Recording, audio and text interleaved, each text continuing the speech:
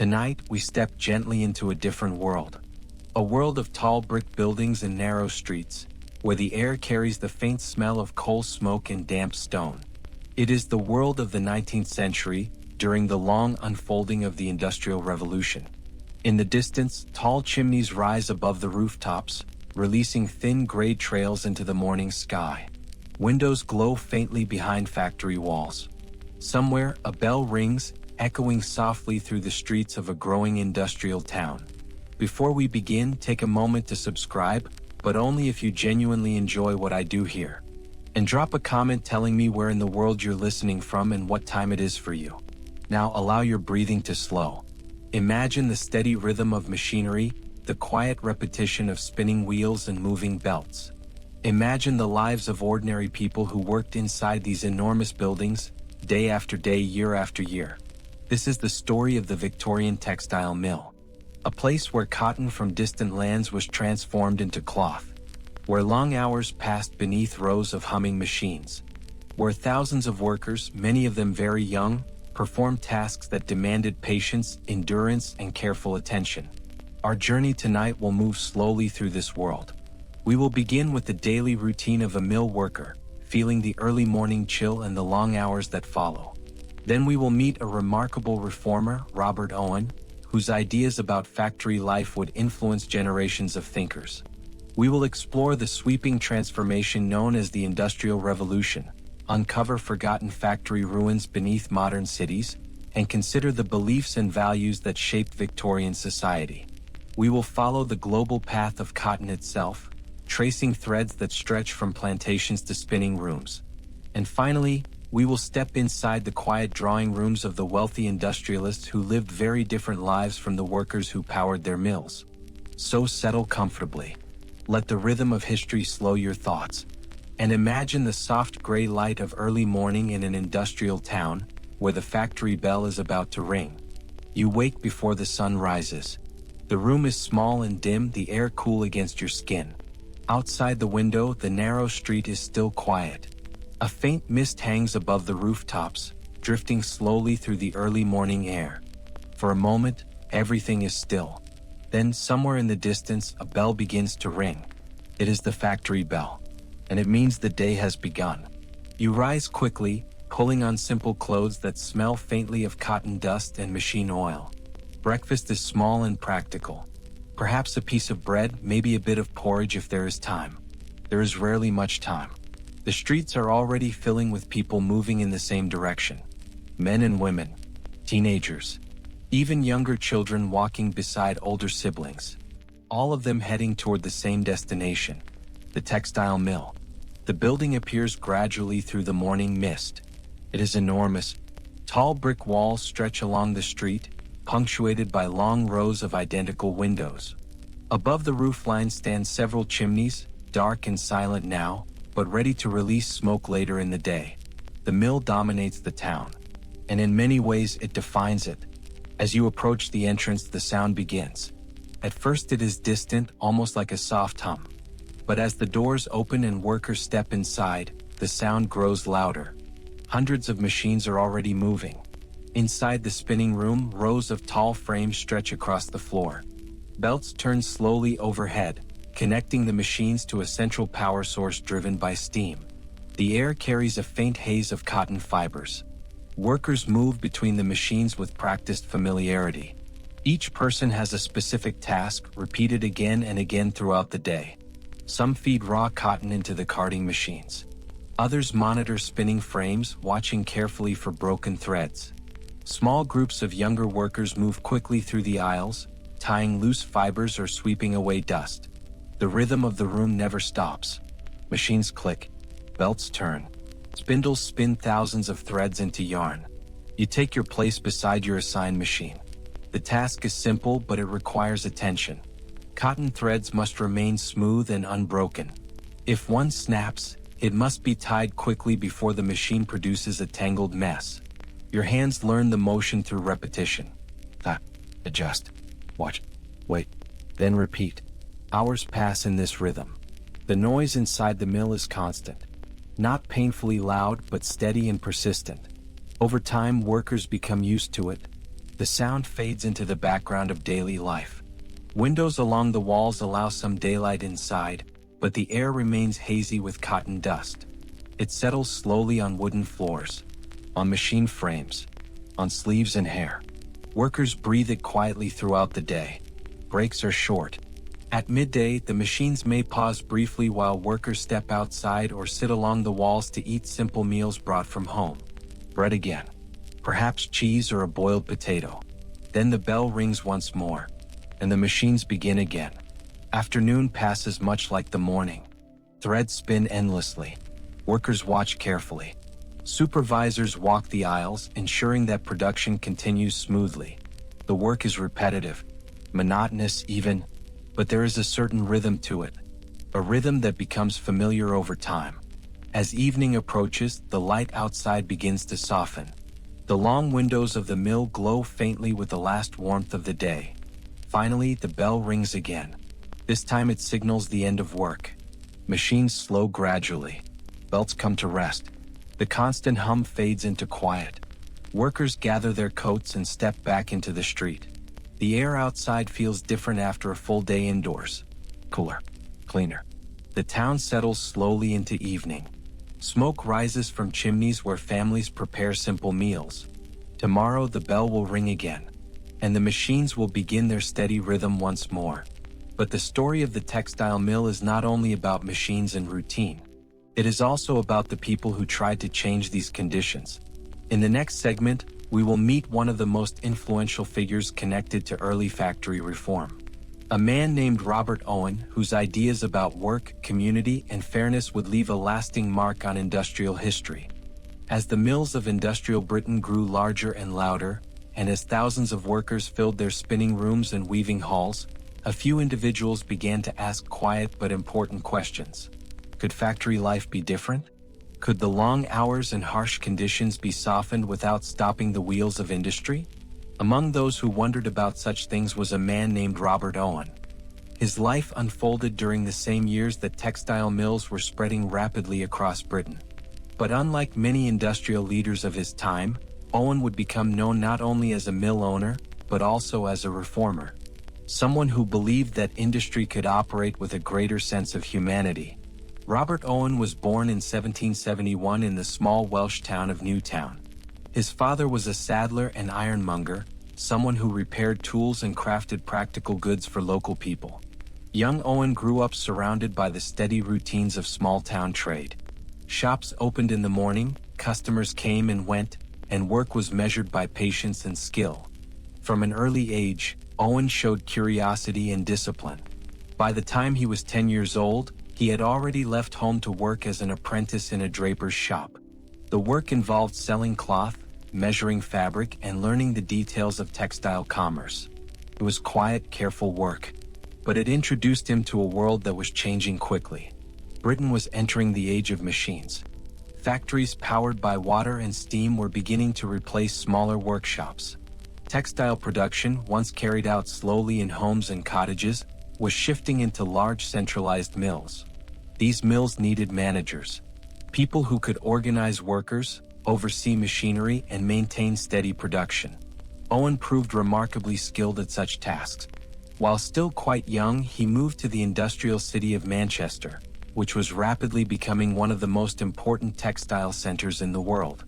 Manchester in the late 18th century was a city of contrasts. New brick factories rose beside narrow streets filled with small houses. The air often carried the scent of coal smoke and damp cotton. Workers streamed through the streets at the start and end of each day, following the ringing of factory bells. It was here that Owen developed his understanding of industrial life. He observed the routines of mills and the struggles of workers. He watched children operating machines for long hours. He saw how factory schedules shaped the entire rhythm of a community, and he began to think about how these conditions might be improved. Owen's career advanced quickly. In his 20s, he became the manager of a large spinning mill. His ability to organize production impressed many people in the growing textile industry. But his ideas about worker welfare were unusual. Most factory owners of the time focused almost entirely on productivity. Owen believed something different. He believed that treating workers well would actually improve both their lives and the success of the factory itself. In 1800, he was given an opportunity to test these ideas. He became the manager and part owner of the textile mills at New Lanark, a small industrial village in Scotland. New Lanark would soon become one of the most famous factory communities in the world. When Owen arrived, the village already contained several mills powered by the nearby River Clyde. Hundreds of workers lived in simple stone buildings close to the factories. Many of them were families. And many of the workers were children who had been sent from distant workhouses to labor in the mills. Owen began making changes gradually. First, he improved housing conditions for workers. The stone apartment buildings were maintained carefully. Cleanliness and order were encouraged. Next, he focused on education. At a time when many working-class children received little schooling, Owen established one of the earliest infant schools in Britain. Young children were given time to learn, play, and develop rather than working immediately on factory floors. This was a radical idea in the early 19th century. Education was not yet widely available for industrial workers. Owen also reduced working hours and introduced systems that rewarded good conduct without harsh punishment. Inside the mills of New Lanark, the machines still operated. Cotton was still spun into thread. Cloth was still produced and sold across the growing markets of Britain. But the atmosphere was noticeably calmer than in many other factories. Visitors came from across Europe to observe Owen's experiments. Some were fascinated. Others were skeptical. Could such reforms truly succeed on a large scale? Owen believed they could. In fact, his ideas went even further. Over time, he began imagining entire communities built around cooperation rather than competition. Villages where education, fair labor, and shared prosperity would replace the harsh inequalities of early industrial society. These ideas would later influence movements such as cooperative businesses and early socialism. But during his own lifetime, Owen remained a somewhat unusual figure. A factory owner who spoke often about kindness and community. A businessman who believed industry could exist alongside compassion. His work did not immediately transform all factories. Many mills across Britain continued to operate under difficult conditions for decades. Yet Owen's ideas planted seeds. Seeds that would slowly grow into labor reforms, improved education systems, and the gradual development of workers' rights. And while Owen worked within the world of textile mills, the larger transformation surrounding him was far greater. Across Britain and much of the world, new machines, new factories, and new transportation systems were reshaping everyday life. This sweeping change became known as the Industrial Revolution. In our next segment, we will explore that transformation. We will move beyond a single mill or a single reformer and look at the broader shift that turned quiet rural landscapes into centers of industry. A transformation that altered how people worked, lived, and understood the world around them. If you were to stand quietly on a hill overlooking Britain in the early 18th century, the landscape would appear calm and familiar. Small villages clustered around churches. Fields stretched outward in careful patterns of agriculture. Narrow roads connected towns where craftsmen worked slowly in workshops or in their own homes. Cloth was still made largely by hand. A spinner might sit beside a window, turning a small wheel while drawing fibers into thread. A weaver worked patiently at a wooden loom, passing the shuttle back and forth to create simple fabrics. The pace of life was steady. Seasons shaped the rhythm of work. Winter brought slower days and longer nights. Summer meant fuller fields and busy harvests. But over the course of the 18th and 19th centuries, something remarkable began to unfold. New inventions appeared quietly at first. Then gradually they multiplied. Machines designed to spin thread faster than any human hand. Water-powered frames capable of producing vast quantities of yarn. Steam engines that could turn wheels regardless of wind or river current. These inventions did not simply improve production. They changed the structure of society. Historians now call this sweeping transformation the Industrial Revolution. It was not a single moment, nor was it a sudden event. Instead, it was a long, gradual shift that altered how people worked, where they lived, and how communities were organized. Textiles were among the first industries to change. New machines such as the spinning jenny and the water frame allowed a single worker to produce many times more thread than before. Soon, these machines were gathered together in large buildings where water wheels or steam engines could power them continuously. These were the first modern factories. Inside them, the pace of work was no longer set by daylight or by individual choice. It was set by machines. And machines operated best when they ran continuously. This meant long hours. Factory bells marked the beginning and end of shifts. Workers arrived before sunrise and often left after sunset. Over time, towns began to grow around these mills. Where a river offered reliable power, factories appeared along its banks. Workers moved nearby, building rows of simple houses within walking distance of the mill gates. Cities expanded rapidly. Places like Manchester became symbols of industrial growth. Chimneys rose above the skyline. Railways connected factories to distant ports and markets. The sound of machinery became part of daily life. But the transformation was not only about machines. It was also about movement. Cotton arrived from faraway regions, including plantations in North America and trade routes stretching through the Atlantic world.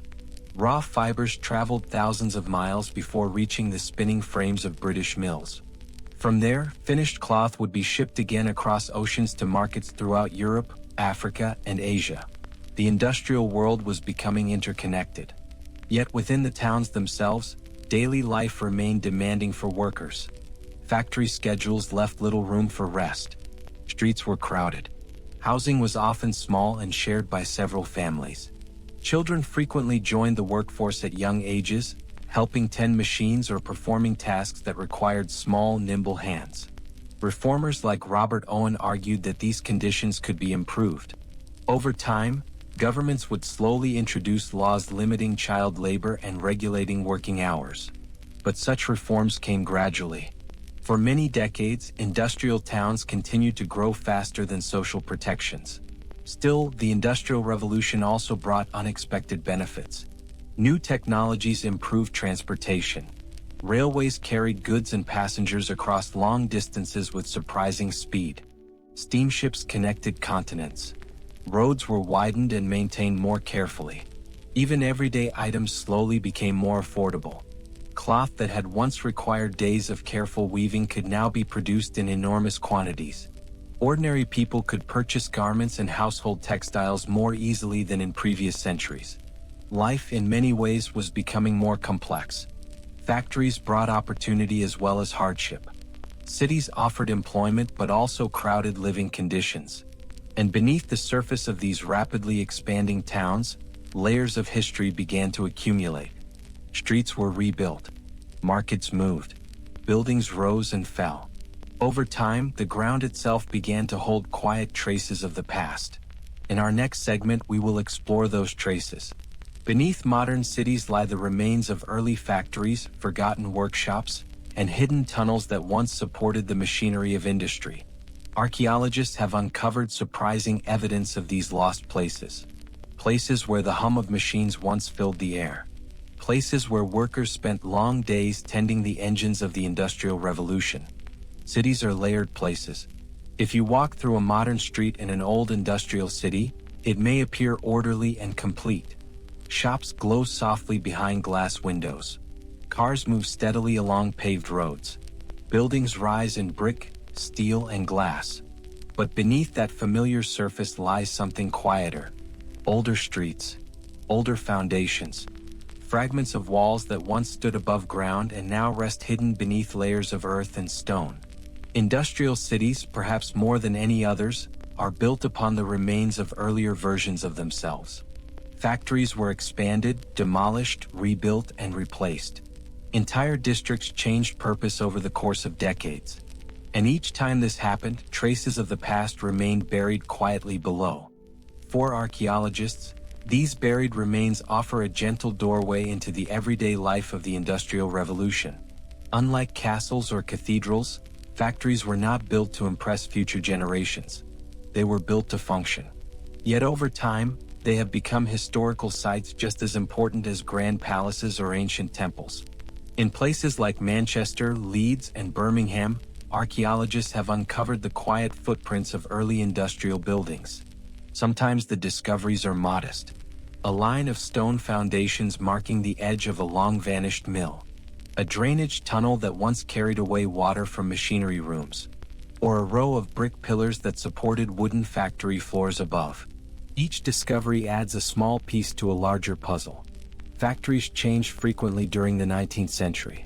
New machines required stronger floors, larger windows, and taller ceilings. Older buildings were modified again and again as technology improved. Because of this, excavated factory sites often reveal layers of construction. A wall from an early water-powered mill might lie beneath the remains of a later steam-powered factory. The buildings above changed, but the ground remembers everything. Archaeologists also uncover objects that workers left behind. Simple clay pipes used during short breaks. Fragments of glass bottles. Buttons that once belonged to coats worn inside spinning rooms. Sometimes small personal items appear as well. A coin dropped between floorboards. A child's marble lost in a dusty corner of the yard. These objects are quiet reminders that factories were not only machines and brick walls. They were places where thousands of individuals spent their days. Some excavations reveal entire industrial landscapes. Along old canal routes, archaeologists have uncovered loading docks where cotton bales once arrived by boat. Iron hooks and worn wooden beams show where ropes once lifted heavy cargo from water to warehouse floors. Elsewhere, underground tunnels appear beneath factory yards. These tunnels carried water to power wheels, or housed pipes and mechanical shafts that connected different parts of a mill complex. Walking through one of these spaces today feels strangely calm. The machinery is gone. The noise has faded, but the structure remains. Brick arches stretch quietly through the darkness, and narrow passages lead to chambers where engineers once maintained the hidden systems that kept the factory alive. Above ground, many abandoned mills have found new lives. Some have been converted into apartments, offices, or museums. Others remain silent shells of brick and stone, their tall windows empty but still facing the streets where workers once gathered each morning. Visitors often remark on the atmosphere inside these old buildings. Even without the machines, the spaces feel immense. Long rooms stretch across wooden floors. Iron columns stand in patient rows. Light enters through tall windows that once illuminated thousands of spinning threads. In these quiet interiors, it is possible to imagine the past. The soft vibration of machinery. The steady footsteps of workers moving between rows of equipment. The distant ring of the factory bell marking another hour. Archaeology does not only reveal objects, it also reveals patterns. By studying factory layouts, historians can understand how work was organized, where supervisors stood, where children worked, where cotton moved from one stage of production to another. Even small details, such as worn patches on stone floors, tell stories. They show where workers walked most often, where heavy carts rolled repeatedly across the same path, where doorways opened and closed thousands of times. Through these clues, the quiet remains of factories become vivid once more. Yet industry in the Victorian era was not only about machines and production. It was also shaped by beliefs. Victorian society was deeply influenced by religion and moral philosophy. Church bells rang alongside factory bells. Sermons addressed the responsibilities of both workers and employers. Many people believed that industrial progress must be balanced with moral duty. Others feared that rapid change threatened traditional values. These questions filled churches, lecture halls, and even factory offices. In our next segment, we will explore this quieter side of industrial life. The beliefs that guided Victorian communities, the religious movements that inspired reform, and the ways ordinary people tried to understand a world that was changing faster than ever before. As factory chimneys rose higher across the towns of 19th century Britain, another set of buildings continued to shape daily life in quieter ways. Churches. Their stone towers stood among rows of brick houses and crowded streets. Bells rang softly on Sunday mornings, calling people away from the rhythm of machinery and into spaces of reflection. For many Victorians, faith was not separate from everyday life. It was woven into the structure of society. The Industrial Revolution had introduced enormous change. Cities expanded rapidly, families moved away from rural villages, and traditional ways of life were replaced by new routines built around factory schedules. In the midst of this transformation, religion offered something steady, something familiar.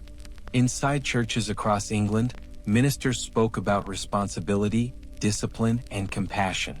Sermons often addressed the moral questions raised by industrial society. How should wealth be used? What obligations did employers have toward their workers? How could communities care for the poor who struggled in crowded cities? These questions echoed through the Victorian age.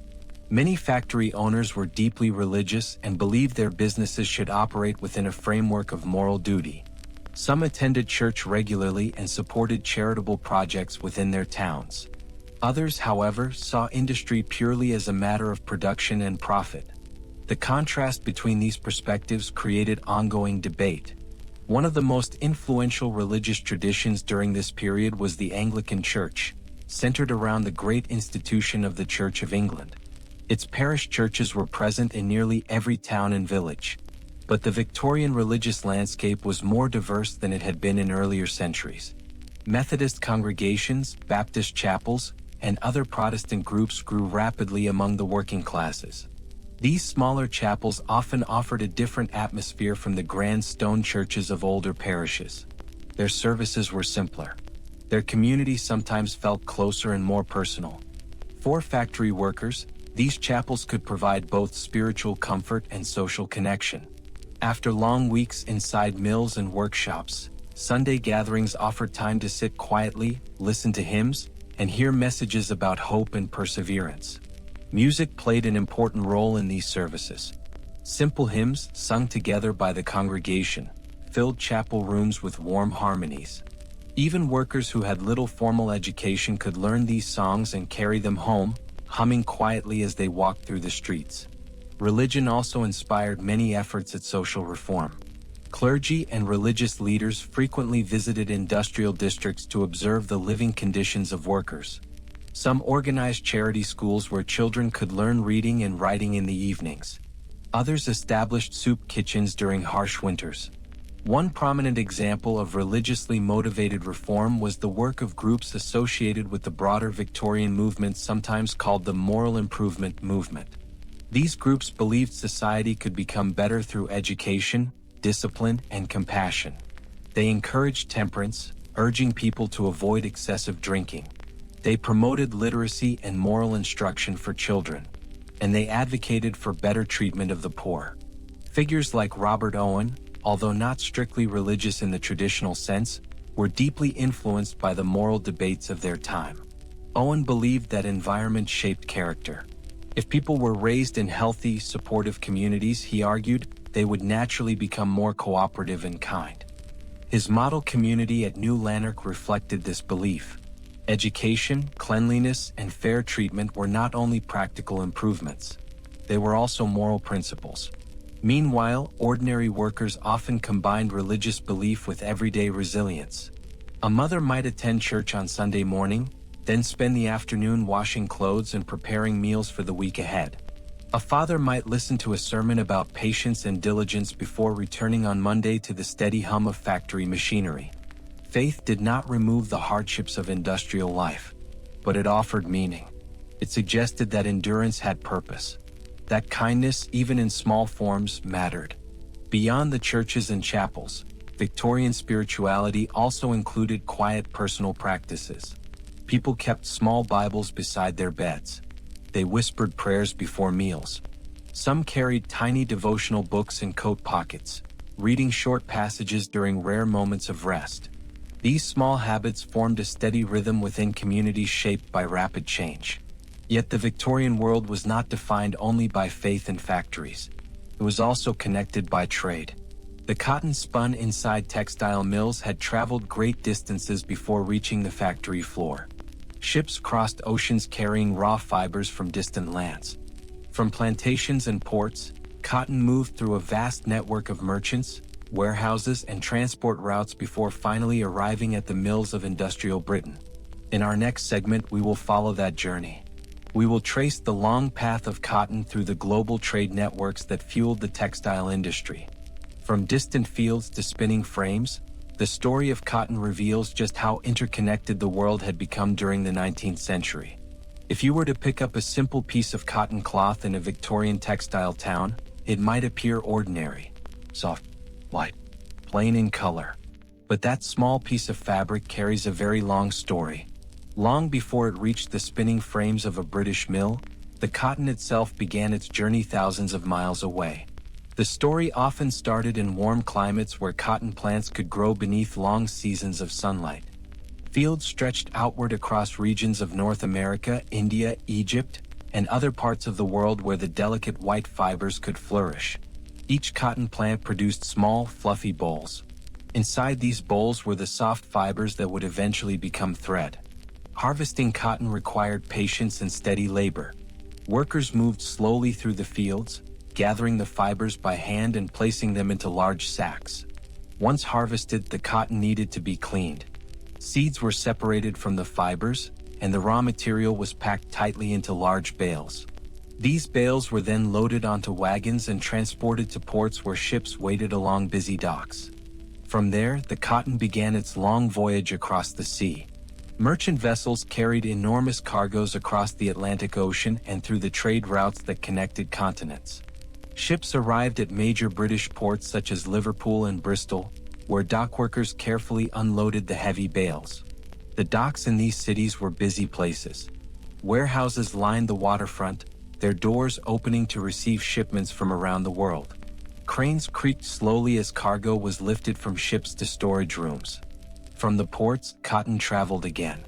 Canals and railways carried the bales inland toward the great industrial cities. Barges glided quietly through narrow waterways. Later, trains pulled long lines of freight cars across newly built rail networks. Eventually, the cotton arrived at the textile mills. Here, the transformation truly began. Workers opened the tightly packed bales and fed the raw fibers into large carding machines. These machines combed and aligned the cotton, turning loose fibers into soft strands ready for spinning. From carding rooms, the cotton moved to spinning frames where thousands of spindles twisted fibers into thread. Finally, the thread was woven into cloth. The finished fabric might then travel outward again through the global trading system. Merchants shipped textiles to markets across Europe, Africa, Asia, and the Americas. Some cloth returned to the very regions where the cotton had first been grown. This continuous movement formed one of the most important economic systems of the 19th century. Historians often refer to it as the global cotton economy. Cities like Manchester became famous as centers of textile production. The city was sometimes called Cottonopolis because so much of its industry revolved around spinning and weaving cotton. Merchants, bankers, and shipping companies all participated in this vast network. The success of textile mills depended on stable supplies of raw cotton and reliable transportation systems. When trade routes were disrupted, mills sometimes slowed or even stopped production. For workers inside the factories, these distant events could quietly shape daily life. A shortage of cotton might mean fewer working hours. An increase in demand might require longer shifts. Even though the workers rarely saw the distant fields where cotton grew, their livelihoods were connected to those places through complex chains of trade. The cotton trade also encouraged the development of financial institutions. Banks offered loans to merchants and factory owners. Insurance companies protected cargo traveling across risky sea routes. Markets developed where traders bought and sold cotton futures, predicting prices months before the harvest. In this way, a simple fiber helped shape a much larger economic system. Yet within the towns where cotton was spun and woven, life remained structured by clear social divisions. Factory owners, merchants, supervisors, and workers all occupied different places within Victorian society. These divisions influenced housing, education, political power, and daily opportunity. Some people lived in spacious homes with quiet gardens. Others crowded into narrow streets close to the mills. The Industrial Revolution had created wealth, but that wealth was not shared evenly. In our next segment, we will explore these social divisions more closely. We will look at the class structures that defined industrial Britain and the ways authority and privilege shaped everyday life. By the middle of the 19th century, industrial towns across Britain had grown into complex social landscapes. Factories stood at their centers, drawing workers each morning through streets that gradually changed in character as one walked farther from the mill gates. Near the factories, the houses were often small and tightly packed. Rows of brick terraces stretched along narrow streets. Each house might contain only a few rooms. Families shared kitchens, sleeping spaces, and small yards behind the buildings where laundry hung from lines. These neighborhoods were home to the working class. Men, women, and children who spent their days inside textile mills, foundries, workshops, and warehouses. Life in these districts followed a familiar rhythm. The factory bell rang early. Workers filled the streets. Smoke drifted upward from chimneys as machines began their daily work. In the evenings, families returned home tired but accustomed to the routine. Lamps glowed softly in windows. Voices carried through thin walls as neighbors spoke quietly after long days. A short distance away, the character of the town often changed. Streets became wider. Trees appeared along the sidewalks. Houses stood slightly apart from one another, each with its own entrance and small garden. These neighborhoods were usually home to the growing middle class. Clerks, shopkeepers, teachers, engineers, and managers lived here. Their work was connected to industry but did not usually involve the physical labor of the factory floor. Some managed accounts for textile companies.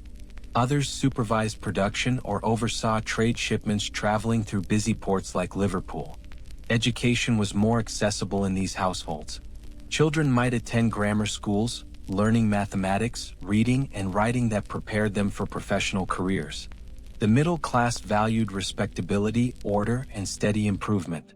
Their homes often contained small libraries, polished furniture, and framed prints decorating the walls. Yet beyond even these neighborhoods lay another world entirely. On the outskirts of industrial towns, in quieter districts removed from the constant noise of machinery, stood larger houses and elegant estates. These belonged to the industrial elite. Factory owners, wealthy merchants, and powerful investors who had accumulated significant fortunes during the Industrial Revolution. For them, the factory bell was rarely a signal to begin work. Instead, it was simply the distant sound of business continuing as planned. The class system of Victorian Britain was deeply structured. At the top stood aristocrats and major industrialists, many of whom held political influence as well as economic power. Below them, the expanding middle class managed businesses, offices, and institutions that supported the growing industrial economy. And beneath both groups stood the vast population of workers whose labor powered the factories themselves. Movement between these classes was possible, but not easy. A talented apprentice might eventually become a skilled craftsman or supervisor. A successful merchant might rise into the ranks of the wealthy. But for most people, the social position they were born into remained largely unchanged. The legal system also reflected these divisions. Property ownership determined voting rights for much of the 19th century. Those who owned land or businesses had greater influence in political decisions. Working-class citizens gradually gained more representation through a series of parliamentary reforms, but this process unfolded slowly. In daily life, authority was often visible in simple ways. Factory supervisors monitored workers on the production floor. Local magistrates enforced laws in town courts. And social expectations shaped how people dressed, spoke, and interacted with one another. Even clothing reflected class distinctions. Workers wore sturdy garments designed for durability inside dusty mills. Middle-class families favored neatly tailored coats, dresses, and polished shoes. The wealthy displayed elaborate fashions made from fine fabrics, often imported from distant markets. Yet despite these differences, the lives of all classes were connected by the same industrial system. Factories required managers. Managers relied on workers. Merchants needed both producers and consumers. Industrial towns functioned as intricate webs of cooperation, even when wealth and comfort were unevenly distributed. For the workers who spent long days tending spinning machines, the homes of wealthy factory owners might have seemed very distant worlds. places of quiet gardens, spacious rooms, and polished dining tables. And yet, those homes existed within the same towns, only a short carriage ride away. In our final segment before the conclusion, we will step into that contrasting world. We will visit the elegant residences of wealthy industrialists and explore what daily life looked like for the families who stood at the top of Victorian industrial society. A world of large rooms, refined meals, and quiet evenings far removed from the steady hum of textile machinery. As evening settles over the industrial towns of 19th century Britain, the rhythm of the streets begins to soften. Factory gates close. Workers return home through rows of brick houses, their footsteps echoing along narrow pavements. Smoke rises from chimneys as families prepare modest evening meals. Lamps flicker behind curtained windows. But if you were to travel a little farther from the crowded mill districts, the atmosphere begins to change. The streets grow quieter. The houses grow larger. And eventually, you arrive at neighborhoods where tall gates open onto long gravel drives. At the end of those drives stand the homes of the industrial elite. Victorian industrial mansions were designed to convey both comfort and success. Many factory owners, merchants, and financiers who had prospered during the Industrial Revolution built residences that reflected their new wealth. These homes often stood on spacious plots of land, surrounded by carefully tended gardens. Trees lined the driveways. Flower beds added color to the lawns. Stone steps led upward to broad entrances framed by tall columns or carved wooden doors. Inside, the atmosphere was calm and orderly. A visitor entering the front hall might first notice the polished wooden floors and the soft glow of gas lamps fixed along the walls. Carpets stretched across wide staircases that curved gently toward the upper floors. Rooms opened in quiet succession. Drawing rooms furnished with upholstered chairs and small tables. Libraries filled with books arranged neatly along tall shelves. Dining rooms where long tables stood ready for evening meals. The daily routine inside these houses moved at a slower pace than the factory floor. Mornings began with breakfast served in a bright room overlooking the garden. Newspapers arrived from nearby cities such as Manchester or London, bringing news of markets, politics, and distant events. Industrialists often spent part of the morning reviewing business correspondence. Letters arrived from merchants, bankers, and factory managers. Reports described shipments of cotton arriving through ports like Liverpool. Production numbers from textile mills were carefully examined. Orders for cloth from foreign markets were recorded in ledgers. Although the factory owners did not always stand beside the spinning machines themselves, their days were still connected to the world of industry through decisions and management. After morning business was completed, the household settled into quieter activities. Family members might read in the library or walk through the gardens. Children often received lessons from tutors who visited the house regularly. Music sometimes filled the drawing room in the afternoon. Pianos were common in wealthy Victorian homes, and daughters of the household often practiced pieces by composers popular at the time. Servants moved quietly through the house maintaining its order. A large residence required many hands to operate smoothly. Cooks prepared meals in basement kitchens. Housemaids cleaned rooms and polished furniture. Footmen assisted during formal dinners. The presence of servants created a distinct rhythm within the home. Tasks were performed quietly and efficiently, ensuring that the household ran with gentle precision. As evening approached, preparations for dinner began. Dinner in a Victorian industrial mansion was often the most elaborate meal of the day.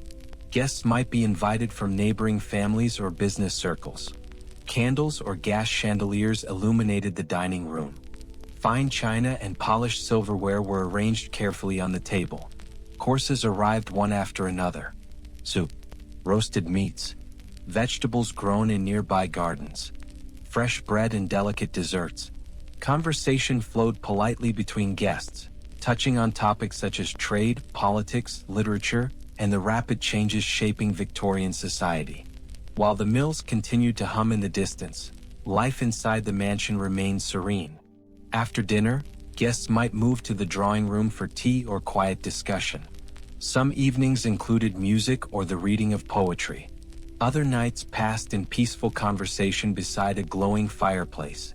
The contrast between this environment and the factory floor was striking. Inside the mills, machines filled the air with constant motion and sound. Inside the mansion, rooms were spacious and quiet. Yet both worlds were connected. The wealth that sustained these homes flowed from the labor of industrial production. The cotton spun by workers during long days became the cloth that merchants sold across the globe. And so the mansion and the mill existed as two parts of the same story. One filled with effort and repetition, the other with comfort and refinement. As night deepens, lamps gradually dim within the mansion's tall windows. Servants extinguish candles. Footsteps fade along carpeted halls. Outside, the town settles into silence once more. And with that quiet image, we approach the final moment of our journey.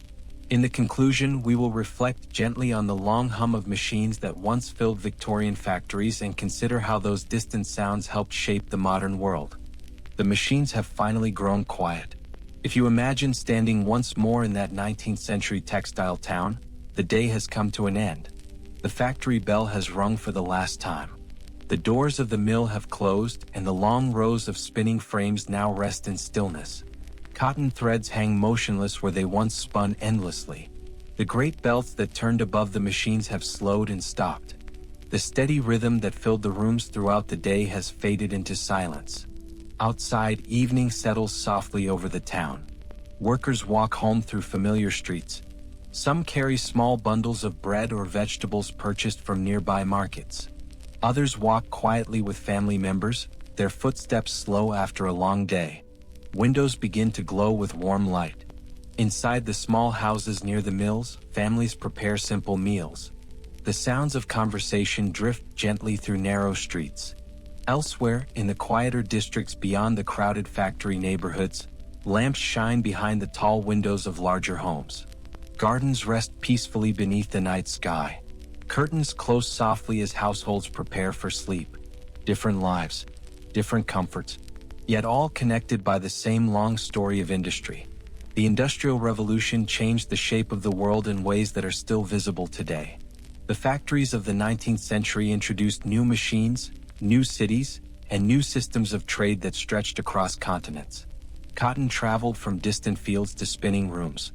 Ships crossed oceans carrying goods between nations. Railways linked towns that had once been separated by slow journeys over rough roads. And within these transformations lived millions of ordinary people. Workers who rose before sunrise. Children who learned the rhythms of machinery. Reformers who believed factories could become kinder places. Merchants who watched markets and cargo ships with careful attention. Even the quiet mansions of industrialists were part of this same story, their comfort resting upon the labor and motion of an interconnected world. Today, many of the mills have disappeared. Some stand empty, their brick walls weathered but proud. Others have been transformed into apartments, museums, or offices where new kinds of work take place. And in some cities, only the foundations remain, hidden beneath modern streets. Yet the echoes of those factories still linger.